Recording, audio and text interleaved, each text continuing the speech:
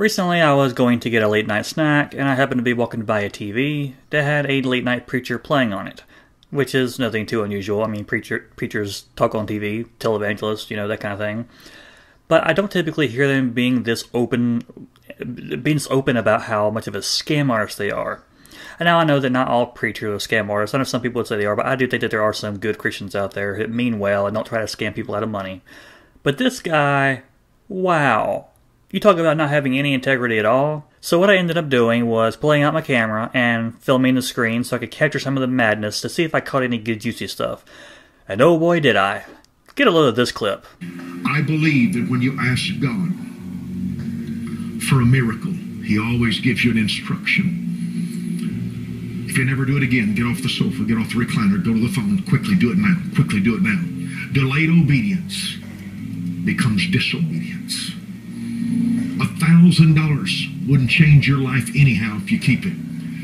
You can't buy a house, can't buy a good car, but you can sow a seed right with your faith. That's right. You don't need your $1,000. He needs your $1,000 because what are you going to do with your money? Come on. I mean, you can't buy a house. You can't buy a car. What can you do with $1,000? You're going to go buy a gallon of milk or fill up your gas tank? Come on. This guy obviously needs it more than you do.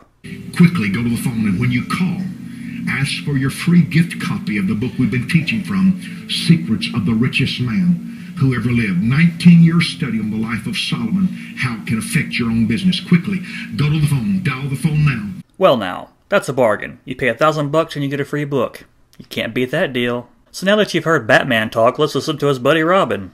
We're believing God to release 1,000 miracles tonight. That's to release 1,000 miracles into your life, into 1,000 people who are watching right now, who will take a step of faith, sow a seed of obedience tonight, release the seed that's in your hand, and believe that when you get involved with God's dreams, He gets involved with your dreams. That when you release the seed that's in your hand, God will release the harvest that's in His life. Go to the phones and call now. We have phones that are open. We need to hear from you tonight. I guess that's all there is to it, people. Just send them $1,000, get 1,000 miracles, and this can basically be like your miracle dollar store.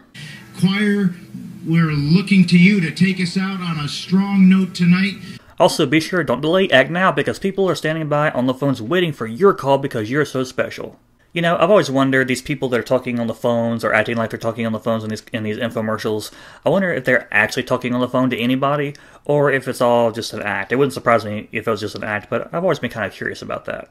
And then you have the choir at the end of the video that's, singing and acting like, this guy didn't just say anything absolutely crazy. This guy did not say anything whatsoever that a small-town preacher wouldn't have said.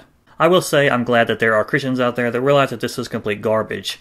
But it shouldn't matter if you're religious, if you're non-religious. It doesn't matter no matter what your faith or your beliefs or non-beliefs are. This should offend your common sense. This should offend your logical radar. Main point, I typically see some TV preachers do and say some pretty shady things, but I don't see it just blatantly in your face. Maybe it's more common than I know of, but wow. That's all I gotta say about that. This guy doesn't deserve $1,000. He doesn't even deserve $1,000 of Monopoly money. He doesn't deserve to pass go. He doesn't deserve to collect $200, and he certainly doesn't deserve to get out of jail free.